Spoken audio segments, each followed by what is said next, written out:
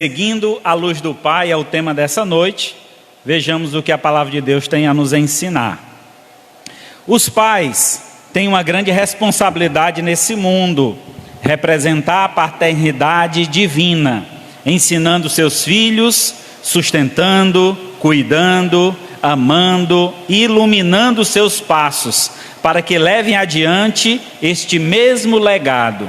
Nosso Deus e Pai Celeste tem verbalizado e também praticado sua paternidade iluminada, e todo aquele que reflete esta luz tem a garantia de uma paternidade perfeita e bem-sucedida. Então, se desejamos ser bons pais, precisamos então seguir os conselhos do Pai Celeste. Então devemos seguir o seu exemplo, usando então dos seus ensinamentos, para que possamos então passar esse ensinamento para as futuras gerações, para os nossos filhos e os filhos dos nossos filhos, se assim Deus nos permitir presenciar.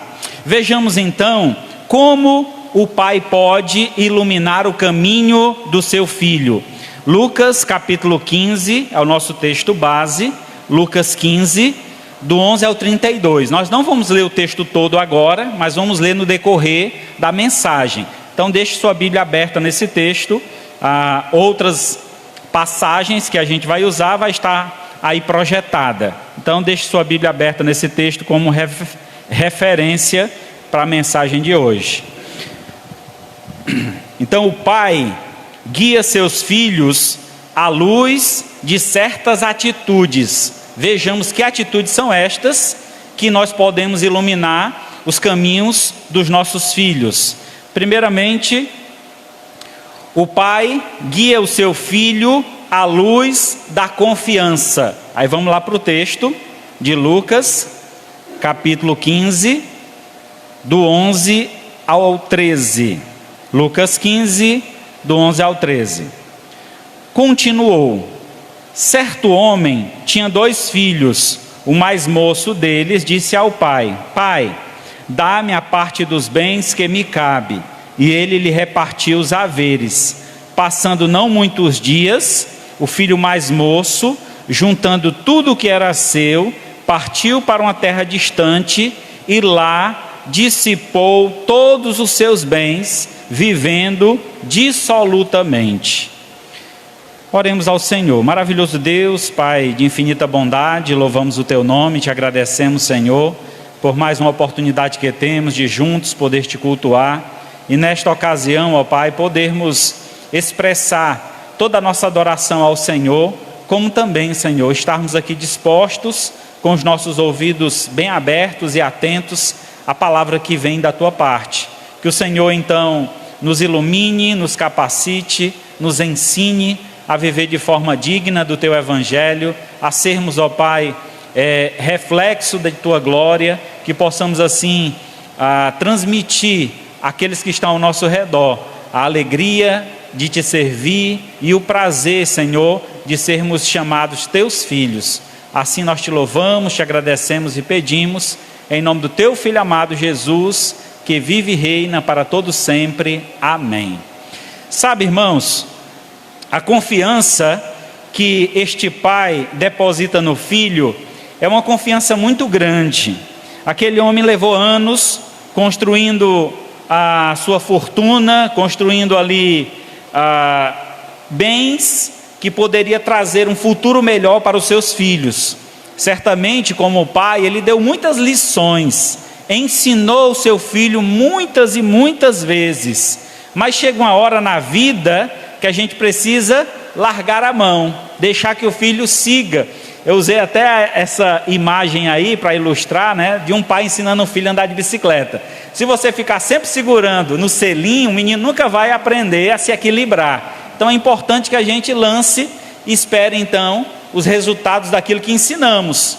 Então certamente esse pai tinha esta visão: meu filho cresceu, já está aí numa certa idade, espero que ele já tenha maturidade suficiente, porque a gente nunca sabe quando é que alguém tem a maturidade suficiente, né? Sempre estamos aprendendo, E certamente esse pai teve esta primeira impressão, o desejo de ver o seu filho crescer, de ver o seu filho levar adiante o seu legado, tudo aquilo que ele havia ensinado.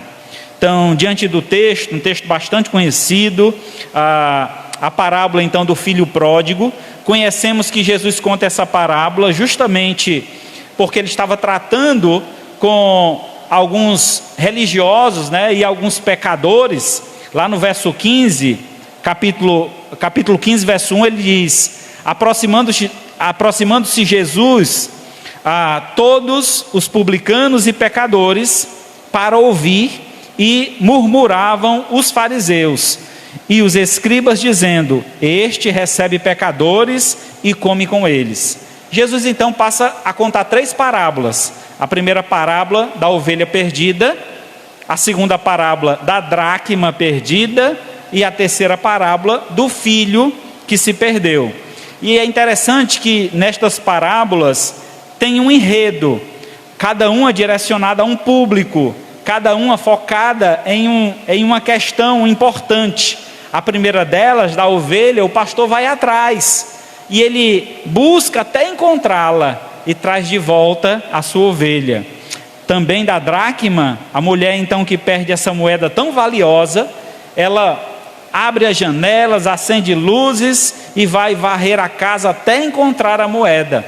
Aqui nessa terceira parábola, o pai confiava no filho, ou pelo menos confiava no que havia ensinado ao filho. Por mais que ele houvesse se perdido, o pai sabia que em certo momento ele iria colocar a mão na consciência, ter convicção de que o melhor lugar para se estar é na presença do pai, sobre os cuidados do pai. E certamente nesse contexto, a confiança que o pai tinha no ensino que havia passado para o seu filho. Talvez você já tenha feito certas experiências de deixar o seu filho só por um momento. Eu não sei, você já fiz isso com meus filhos, tá caminhando no shopping e o menino sempre puxando para um lado, a gente solta a mão e deixa ele ir, até onde ele vai, fica lá num cantinho, quero ver como é que ele se desenvolve longe de mim. E o menino anda, e quando repara que está sem o pai, fica naquele desespero procurando o pai. Então esse filho, ele sentiu a falta do pai, ele percebeu que não valeu a pena ter ido para longe do pai, porque lá ele estava completamente perdido. Chegou ao fundo do poço, para então reconhecer o valor de um pai e da luz que ele transmite. Em Lucas, a partir do verso 17, passa então essa consciência do filho com relação a todo o ensino que o pai havia dado a ele. Lucas 15, 17 ao 19 diz: então, caindo em si, disse: quantos trabalhadores de meu pai têm pão com fartura, e eu aqui morro de fome. Levantar-me-ei, irei ter com meu pai e lhe direi: pai, pequei contra o céu e diante de ti, já não sou digno de ser chamado teu filho, trata-me como um dos teus trabalhadores. É interessante essa passagem, aqui no verso 17, primeiramente, essa autoanálise. Diz o texto que ele caiu em si, diante de tudo que havia perdido, diante de tantos caminhos tortuosos que ele tomou na vida. Por mais que o pai havia ensinado o caminho correto, o caminho que dirigia a sua vida de forma próspera, de forma que ele fosse bem sucedido, no entanto ele tomou outras veredas, não seguiu os conselhos do pai. Mas chegou um momento então que ele se apercebeu que estava perdido e precisava de ajuda. E nesse momento que ele precisava de mais ajuda, onde estavam os amigos que gastaram o dinheiro dele? Os amigos que estavam com ele na bebedeira, os amigos que estavam com ele na jogatina, os amigos que estavam com ele na prostituição, na devassidão e depravação que ele entrou, todos se foram, nem sequer para oferecer um pão. Aí ele estava agora cuidando de porcos, e para um judeu cuidar de porcos, irmãos, era algo terrível, era algo abominável, é um animal impuro, então para eles aquilo era abominável. E ele chegou a um grau ainda maior, não só de cuidar dos porcos, mas diante da necessidade, ele sentiu o desejo de comer as alfarrobas, a comida que era dada para os porcos. Tamanha era a sua aflição e necessidade que estava passando. Aqui então vemos este homem caindo em si, diante de tanta dor e tanta aflição, e ele vai fazer um cálculo.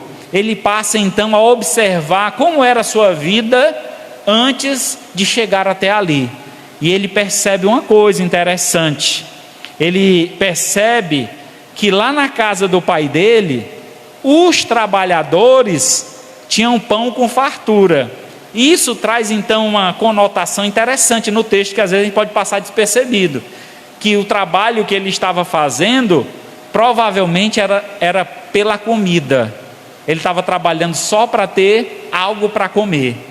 E aí ele diz que na casa do pai dele havia fartura até para os trabalhadores. Ele ali se colocando à disposição de fazer um trabalho que era abominável diante de sua nação, só para ter um prato de comida. E no entanto, na casa de onde ele saiu, lá os trabalhadores tinham comida com fartura, porque o seu pai era próspero e abençoava os seus funcionários também. E aí, lá no verso 18, a parte B do versículo, verso 18, ele diz que iria se levantar e iria ter com o pai. Quer dizer, ele buscaria o pai. Ele estava atrás de socorro. E ele se prepara então para esse encontro. E a preparação, irmãos, é reconhecer o erro, reconhecer a falha, dizer diante do pai que havia pecado, não só contra o pai, mas também contra Deus. Pequei contra os céus e diante de ti. O pecar contra os céus era uma expressão muito comum entre os judeus, porque eles evitavam usar o nome de Deus. Então, quando falava céus, geralmente eles estavam direcionando esta palavra a Deus. E logo, ele diz, eu não pequei só contra o meu pai. Ele lembra aqui de um dos mandamentos. Qual é esse mandamento?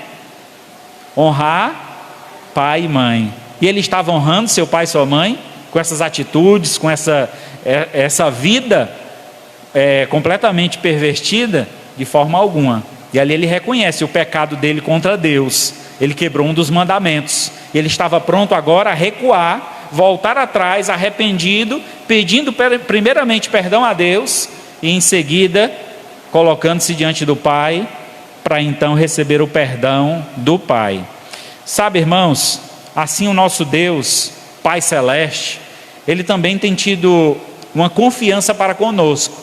Ele tem nos ensinado através do seu Filho Jesus, Ele tem nos ensinado através das Sagradas Escrituras, e Ele tem então confiado a nós este Evangelho, esta palavra de salvação, que nós precisamos então, a partir do exato momento que entregamos a nossa vida a Jesus, podermos então viver para a glória deste Deus, anunciando as suas boas novas, as boas notícias, as notícias de salvação. Este filho, era o desejo do pai é que ele fosse bem sucedido, e quando um filho era bem sucedido, querendo ou não, o prestígio vinha também para quem? Para o pai. Alguns anos atrás, hoje se perdeu muito essa cultura, né? Quando a gente chegava numa cidade, eu chegava na casa de alguém, perguntava-se, tu é filho de quem? Aí dependendo se era uma pessoa boa, disse, rapaz, é da família tal, essa família aí, família boa. Então, tinha-se muito essa cultura. Então, o filho tinha um legado a levar. E nós, irmãos, como filhos de Deus, temos um legado a levar. Precisamos anunciar, propagar o Evangelho da salvação, sermos a semelhança do nosso Pai. Lembra daquele ditado bem conhecido, né? Que se fala, filho de peixe, peixinho é. Então, nós temos recebido de Deus vários conselhos, vários ensinamentos, e precisamos então seguir estes conselhos. Este Pai Celeste que tanto nos ama e nos confiou o seu reino, como é dito em Lucas 22, 29. Assim como o Pai me confiou um reino, eu vou-lo confio. Então, Deus confiou o seu reino ao seu Filho, e o Jesus veio ao mundo para anunciar o reino de Deus. E este mesmo reino, através do seu Filho Jesus, também foi confiado a nós. E Deus está confiando que nós vamos levar adiante a mensagem de salvação, levar adiante o legado que nos foi ensinado pelo nosso Pai Celeste.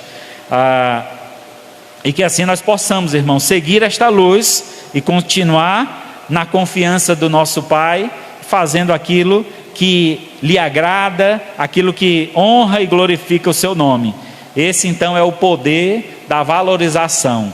Então nós, como pais terrenos, precisamos valorizar os nossos filhos, precisamos dar a eles responsabilidade e confiar que eles irão seguir adiante. E se eles errarem, pastor, receba de volta, ajude-os, redirecione, dê a eles então norte, para que eles possam então voltar à direção correta.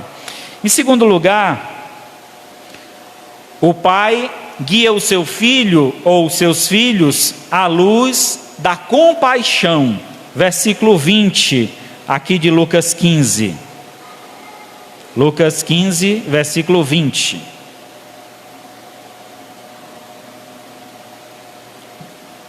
Diz assim a palavra: e levantando-se, foi para o seu pai. Vindo ele ainda longe, quando seu pai o avistou, compadecido dele, correndo, o abraçou e beijou. Que maravilha, irmãos! A compaixão de um pai.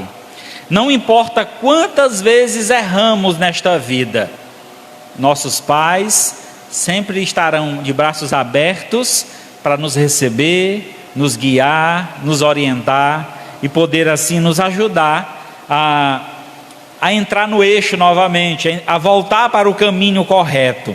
Este era o pai que representa o próprio Deus. Aqui nessa passagem que nós acabamos de ler, no verso 20, é interessante destaque aqui da atitude do pai. O pai então, vindo ele ainda ao longe, quando seu pai o avistou. A ideia aqui, o pai não foi atrás do filho. Certamente o pai deva ter buscado notícias. Alguém sabe do meu filho? Pediu os trabalhadores talvez para trazer notícias. Mas o texto dá a ideia de que ele ficava buscando ao longe. Será que hoje o meu filho vem? Será que hoje é o dia da sua restauração? Será que hoje o meu filho voltará para casa? Então aqui o pai estava olhando, observando, e por observar, ele pôde ver o seu filho vindo ainda ao longe. E quando avistou, ele tomou uma atitude. Ele não ficou lá de braço cruzado: quando ele chegar aqui eu vou quebrar ele, vou malhar ele. Não, ele viu o filho ao longe, e certamente o amor, a compaixão que ele tinha por já saber provavelmente do que estava acontecendo na vida do seu filho, ele não pensou duas vezes e saiu ao encontro do filho. E a atitude aqui era uma atitude meio que, para os judeus, desprezível. Um homem correndo na rua não era uma atitude, digamos assim, agradável. Para que ele pudesse chegar até o seu filho, ele precisava levantar a sua batina, prender aqui, a sua roupa, prender aqui na cinta, e aí então sair correndo na rua. Imagina, um senhor já de idade correndo na rua, e a pessoa que não viu o motivo vai dizer: rapaz, esse velho está ficando doido, perdeu o filho, ficou doido. Não, ele estava ansioso por este encontro, ele estava desejoso por este encontro, e ele então o buscou com todo o seu amor. E o texto então afirma: correndo, o abraçou e o beijou.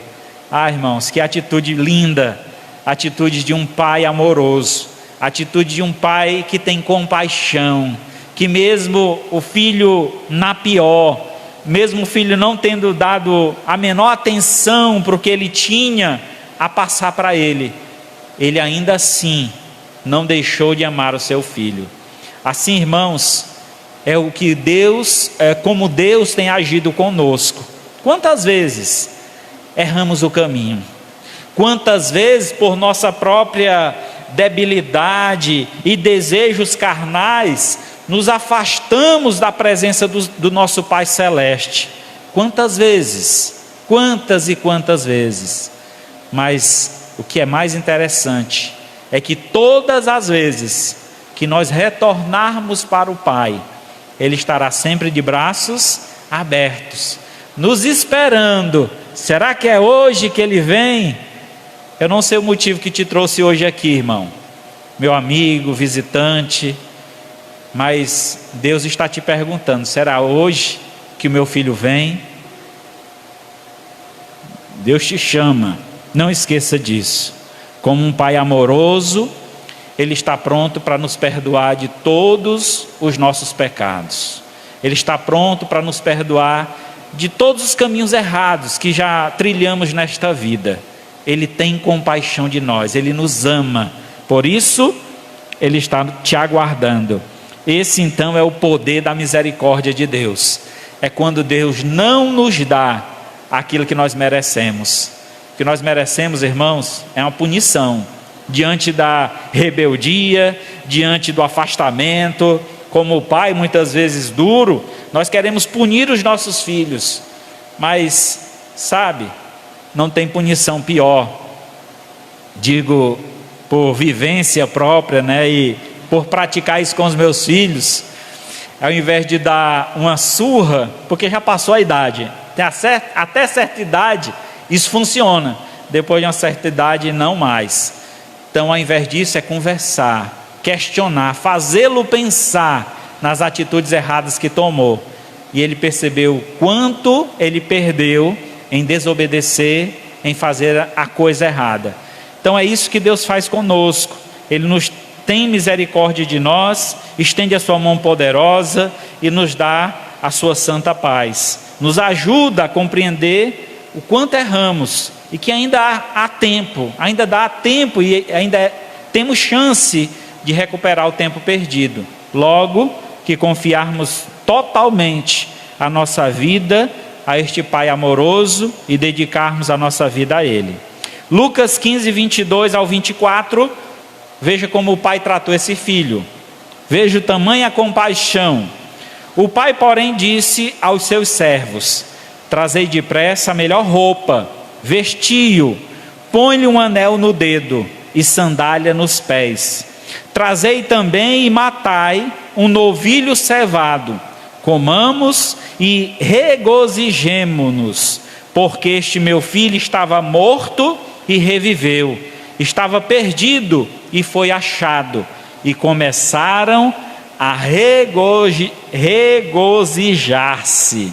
Ah, meu irmão, a cena aqui é uma cena épica, é uma cena maravilhosa, é uma cena que deve ser marcada em nosso coração.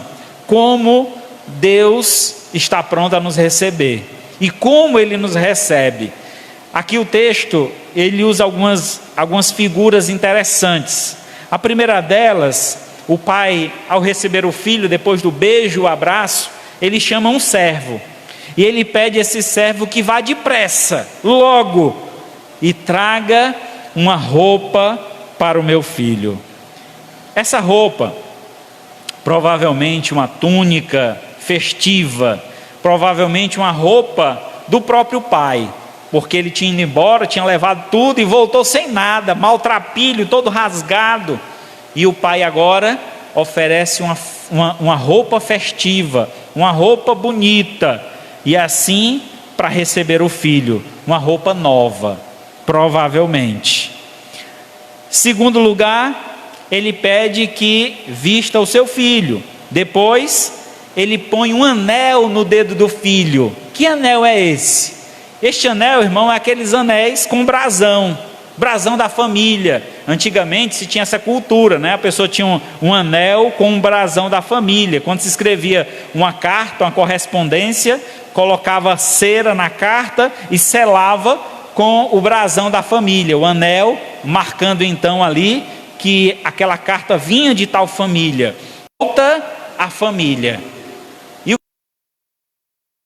ele ia pedir o pai para recebê-lo como trabalhadores. Ele se sentia que o pai tinha todo o direito de dizer: eu não te quero mais aqui. Mas ele sabia que naquele momento o pai sabia, né, que naquele momento jamais iria receber o filho apenas como um trabalhador, mas ele estava recebendo o filho de volta como parte da família, como alguém que estava morto, mas ressuscitou, voltou à vida e está aqui conosco. Assim o pai recebeu o filho, pondo um anel no dedo. Em terceiro lugar, é dito então que ele pôs sandália nos pés. Esta ideia aqui das sandálias é justamente porque só escravos andavam descalços. Então as pessoas de família tinham calçados, tinham sandálias. Até alguns escravos, por exemplo, os servos, né, aqueles que deixaram de ser escravos e passaram a servir um senhor, eles também andavam calçados. Mas um escravo fugido, porque aqui é a consideração que é dada a ele, um escravo fujão, ele fugiu da minha casa, eu não queria que ele fosse, mas ele foi, e ele voltou despido, sem sandálias, e eu não quero receber ele como escravo, mas o recebo como meu filho, por isso, coloque a sandália nos pés dele. E ele então finaliza dizendo: trazei também e matai um novilho cevado, um novilho gordo. Isso quer dizer, irmãos, que desde a saída da partida do seu filho, o pai esperava esse momento. Não sabia quando ia acontecer, mas ele esperava. E por esperar esse momento, ele mandou que tratasse bem um animal, colocasse lá no curral, alimentasse bem esse animal, não deixasse ele correr muito no pasto não, que é para a carne não ficar dura, é para a carne ficar macia, né? Uma carne macia de um animal cuidado em um curral, onde ele não se esforça muito para ter alimento, o alimento vem até ele não precisa buscar alimento. Então aquele animal foi reservado, guardado. Aqui então demonstra o zelo, o cuidado, o amor que Deus tem para conosco. Cada detalhe desse, irmão, se a gente for analisar no aspecto divino e do trato de Deus para conosco, é justamente o que Deus faz. Quem éramos nós antes de nos voltarmos para Deus? Éramos escravos do pecado, andávamos em um lamaçal de pecado, praticando todo tipo de mal. No entanto, Deus esperava o nosso retorno. E quando voltamos para Deus em arrependimento e fé, Ele com seus braços abertos nos recebe, nos dá uma nova vestimenta. Aquele que está em Cristo é nova criatura. As coisas velhas já passaram, e eis que tudo se faz novo. Ele nos dá também um anel. O anel é a nova aliança que foi feita com o sangue de Cristo. Nós temos então um compromisso com o Pai, assim como Ele se comprometeu conosco, dando o seu Filho para morrer na cruz em nosso favor. Nós então temos esta nova aliança da parte de Deus, e quando a recebemos, temos garantias de um reino eterno, onde iremos habitar para sempre com o Senhor e reinaremos para sempre com Ele. Assim também as sandálias nos pés, onde deixamos a nossa escravidão do pecado e passamos agora a ser servos do Deus Altíssimo. E nos está preparado esse grande banquete no dia que chegarmos nas bodas do Cordeiro, né? Onde receberemos do Senhor os nossos galardões, os prêmios pelo nosso trabalho, nosso esforço, nosso empenho na obra do Senhor.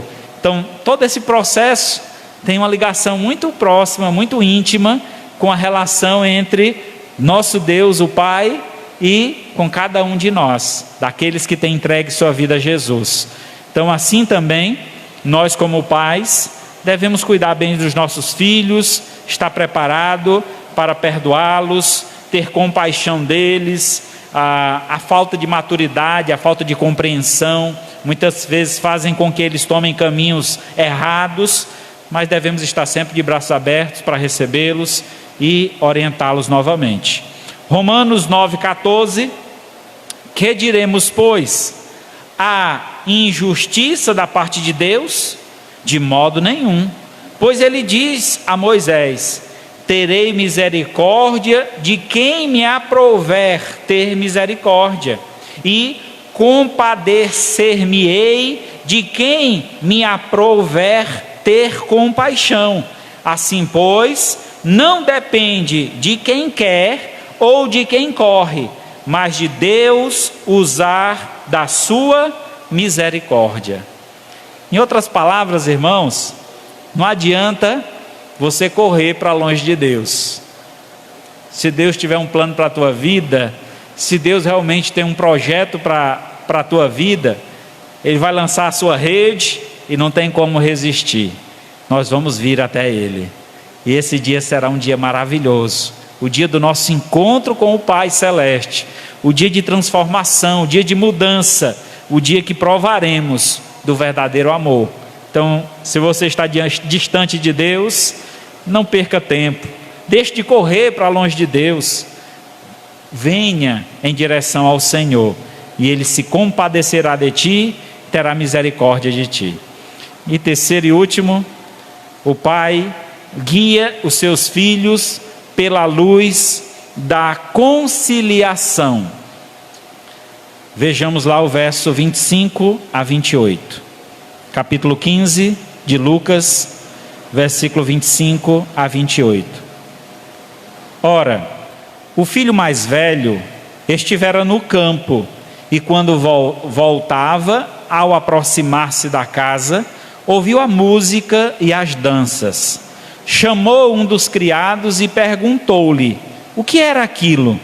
E ele então informou: veio o teu irmão, o teu pai mandou matar o novilho cevado, porque recuperou com saúde. Ele se indignou e não queria entrar. Saindo, porém, o pai procurava conciliá-lo. Verso 28.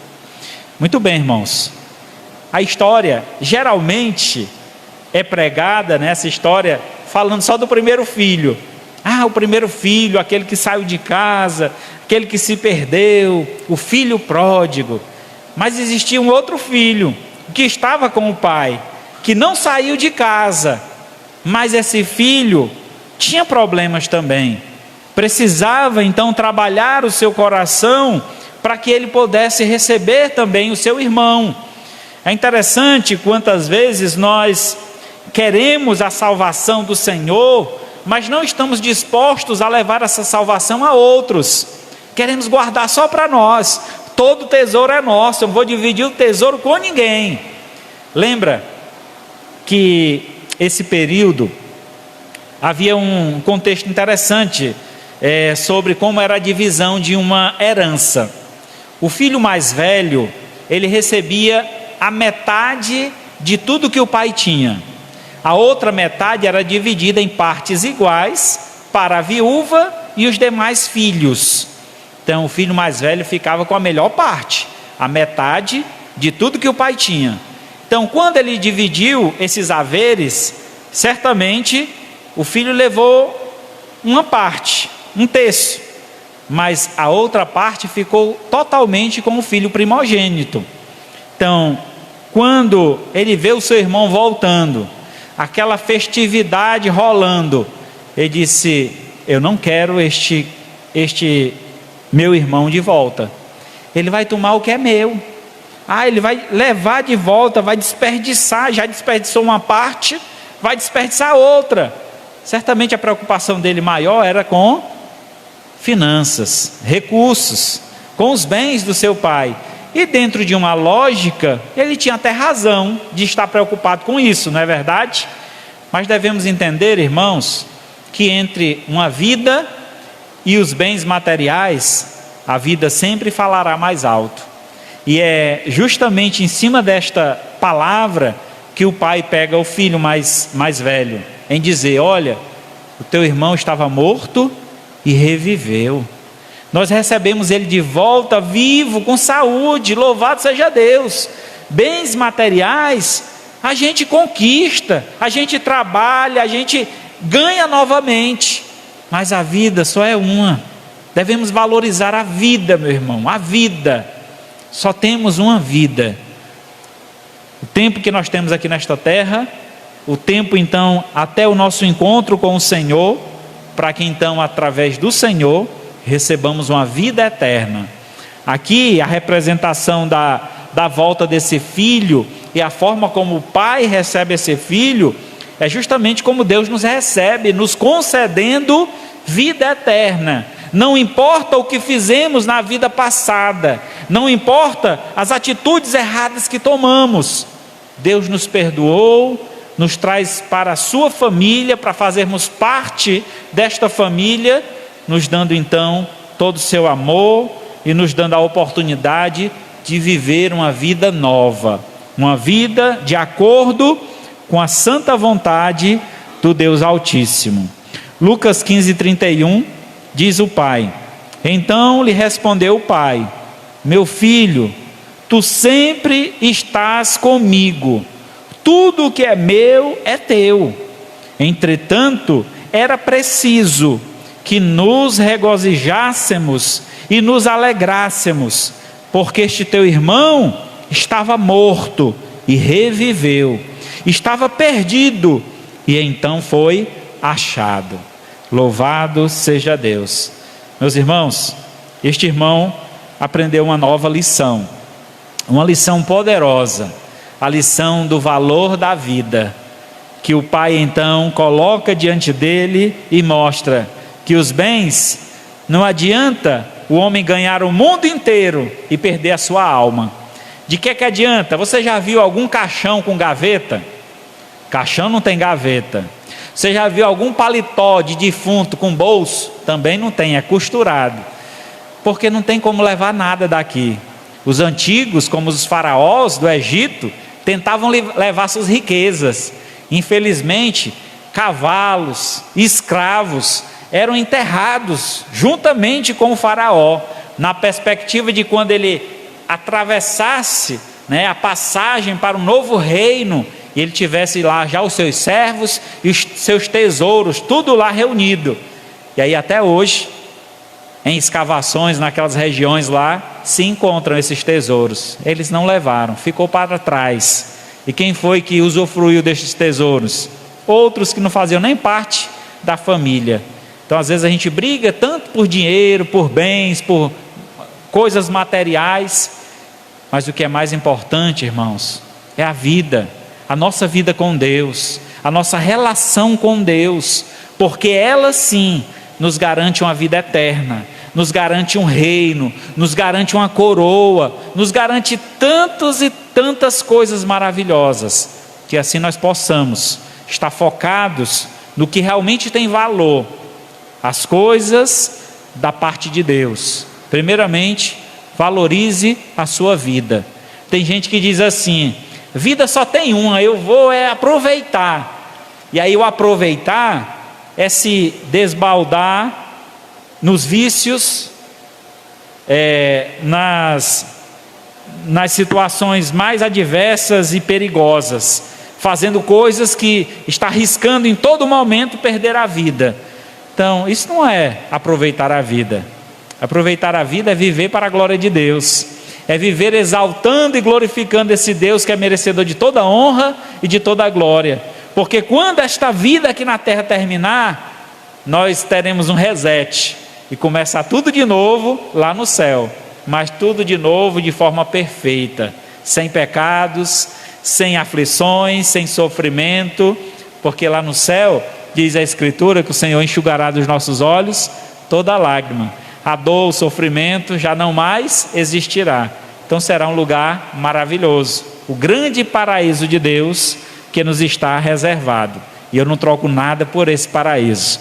Vale muito mais a pena ter um tesouro lá no céu, onde nem traça nem ferrugem corrói, do que os tesouros aqui na terra, que eu posso ser assaltado, ser morto por causa de tudo isso que estou juntando. Então isso não vale a pena.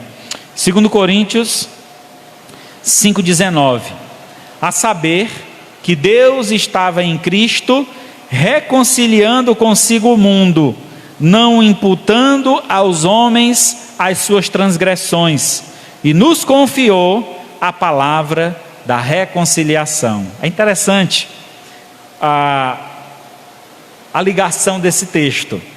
Aqui em Coríntios, 2 Coríntios, é dito então que Cristo, ele foi enviado ao mundo por Deus para reconciliar consigo o mundo.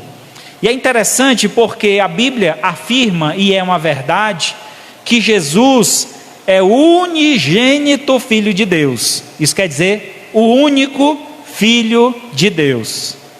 Nós, seres humanos, somos criaturas de Deus. Nos tornamos filhos no ato da nossa conversão. Então, quando nos convertemos, nos voltamos para Deus em arrependimento e fé, reconhecemos a salvação em Cristo Jesus, nós nos tornamos filhos de Deus. Lá em João 1,12, né? Vamos lá ler bem rapidinho.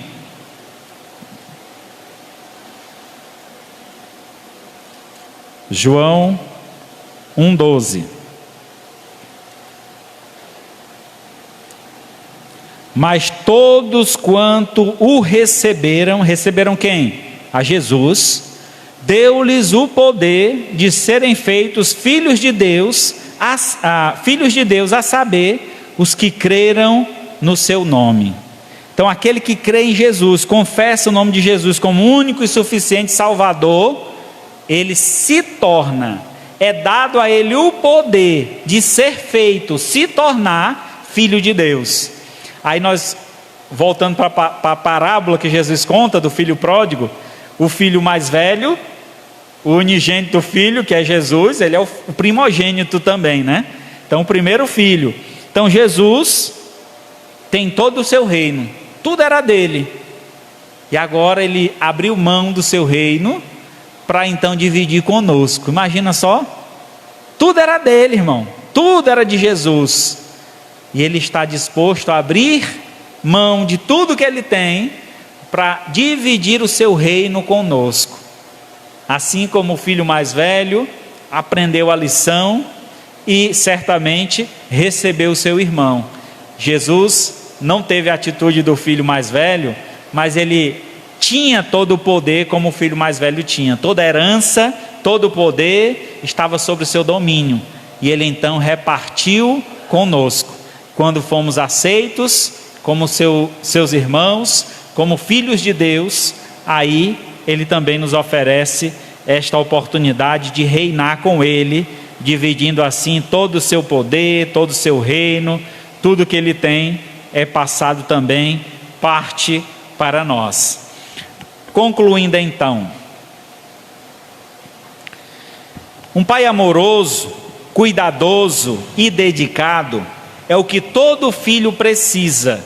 Agindo assim, seremos luzeiros que guiarão os filhos à presença do Pai Celeste.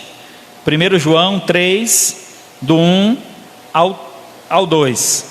Vede que grande amor nos tem concedido o Pai, a ponto de sermos chamados filhos de Deus, e que de fato somos filhos de Deus.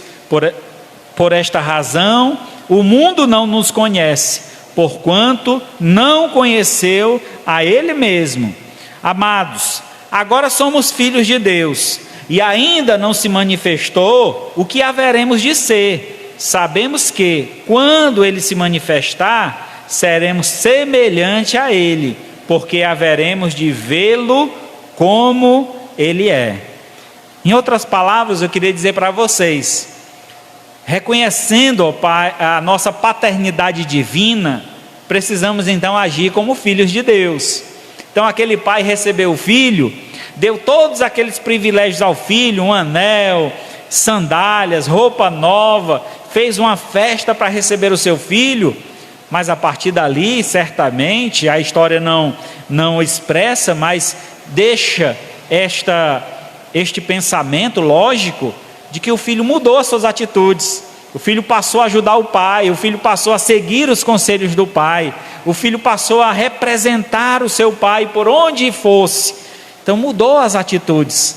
É o que se espera de nós como filhos de Deus, mudar as nossas atitudes, agirmos como filhos, não sermos apenas religiosos, mas sermos verdadeiros filhos de Deus. Assim Deus será honrado e glorificado através de nós. Amém? Louvado seja Deus, e que Deus conceda um feliz dia, que já estamos concluindo, né?